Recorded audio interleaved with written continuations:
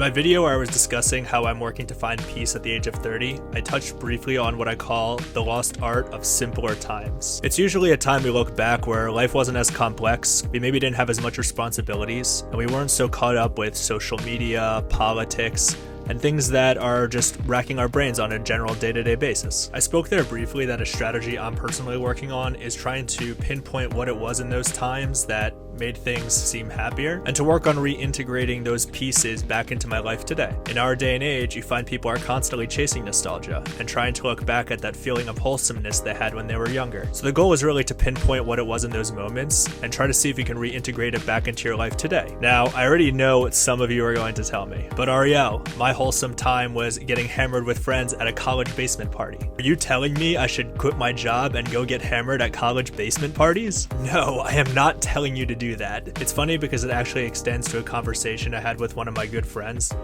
We're always trying to find something to do to go out in the evenings and have fun, and a lot of times we'd track our ideas and they always linked back to something with alcohol. We'd be like, what do you want to do tonight?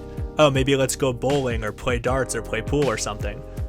Do we really want to go bowling, or do we want to go because they have beer and we'll just bowl while we're there? It boils down to, are you really involved with it for the sake of the activity, or are you just going to drink? What we're really trying to do is pinpoint what it was in those exact moments when we were younger that made them feel so wholesome, and try to reintegrate those back into our life today in a healthy manner. Maybe it's a strong relationship with friends, maybe it's an aspect of a community, maybe it's a hobby or an activity, or maybe it was just the feeling of being able to take a break from the thoughts of the real world. Maybe it was that feeling of warmth you had with family when having dinner or a game night together. Maybe it was that feeling of excitement when you tried a new hobby for the first time, or an activity or a new instrument. We're trying to really just pinpoint what those things were and try to slowly and healthily reintegrate those aspects back into our life today. So the question is, how do we go about doing that? Here's a few things that I'm working on in order to do so. One thing that I know I personally look fondly on is looking back to my involvement in old university clubs or groups. It provided me an outlet to engage with other people and common interests. And not only that, it gave me a degree of ownership to be able to plan events or be able to help other people get involved in those activities. As you get older, unfortunately, you find a lot of those different outlets diminish. So what's stopping you from being that leader and taking some degree of ownership in order to bring it back?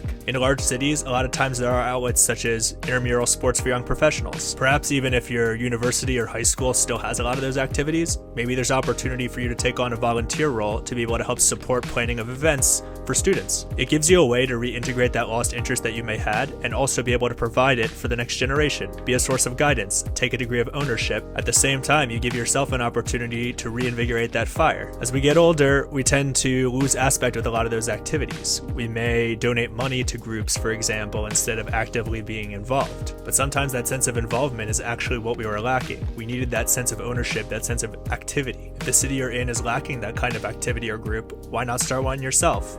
Find an outlet to share that interest with others. If you enjoy stand-up comedy, for example, maybe source together people with common interests that live in your area and see if you can do a stand-up comedy night. Try to take that level of ownership and reintegrate it into your life. Now, I know for some people, the old activities they used to do don't ring with them anymore. And that's okay, it's all part of growing up. Try to find some new activities that really reinvigorate that sense of ownership.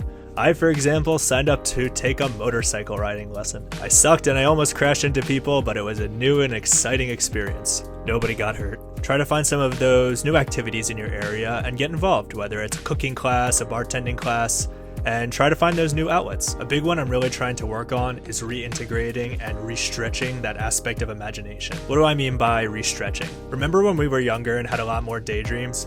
I, for example, always wanted to be Superman. There was something awesome about being able to fly around, have super strength, be able to save the day. As we get older, we really start to constrict our aspect of imagination to things that we consider more realistic based on the time we're living in. So for example, you can think when you're 5 years old that you want to be Superman, have superpowers, and save the world. Then maybe when you're in your high school years, your aspect of imagination shifts to being more of the popular kid in your school. Maybe when you're in university at that point, your imagination shifts to starting your own business or being able to get a high-paying career, to the point where we shift to a young adult in your late 20s, early 30s, where your sense of imagination goes to just being able to afford the house that you want. We've shifted throughout the way from wanting to be Superman to wanting to be able to buy our dream house. And I'm not saying it's bad to have those dreams and aspirations. What I'm trying to illustrate is You constrict your sense of imagination to what your real world mind considers realistic. You're not going to believe that you're going to fly around and have super strength, but it's possible for you to buy your dream house. It's not bad, of course, to have those goals. Go for that dream home. But what I'm really pointing out is the sense of imagination should be unrestricted.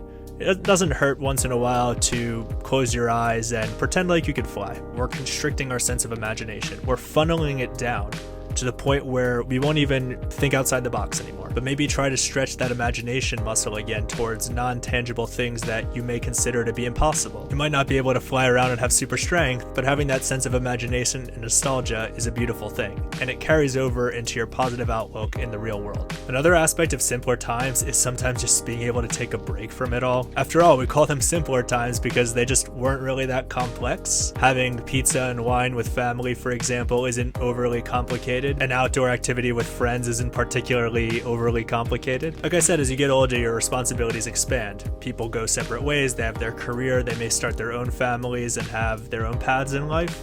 But if it's possible and people are still in the area, maybe once a week, once a month, go do something together. Maybe work on exploring those old times together and figure out what made them so special. Now, one thing I'll leave off on is you want to try to find a way to integrate those aspects routinely. A big problem that we have in our modern world is, for example, someone wants to go on vacation, so they look forward to that vacation 6 months, a year from now if you're lucky, from your job or from all the hustle and bustle of the world. But you're so hyper-focused on saving for that vacation or the downtime you'll get from it that the day-to-day life is just a grind. You want to be able to reintegrate those moments into a routine in your daily life. That way that you're just not always looking forward to that time of rest and relaxation that you can have, but every day you get a little taste of a sense of enjoyment or something to look forward to. This comes down to some personal reflection and responsibility in being able to do that. Take a little bit of time for yourself to figure out the best strategy to integrate that into your day. Maybe you take an hour at the end of the day before you go to sleep for your tinkering or your personal project. Maybe once a week or once a month you organize that group activity in your city for common interests. And maybe every so often you reconnect with old family and friends from along the way and have those special simple moments together. Even if it is just a beer in the basement. And maybe you make a routine practice of stretching that aspect of imagination and remembering that a lot more is possible than what you're limiting yourself to. With all that being said, these are things that I'm working on, and I hope you got some value out of it.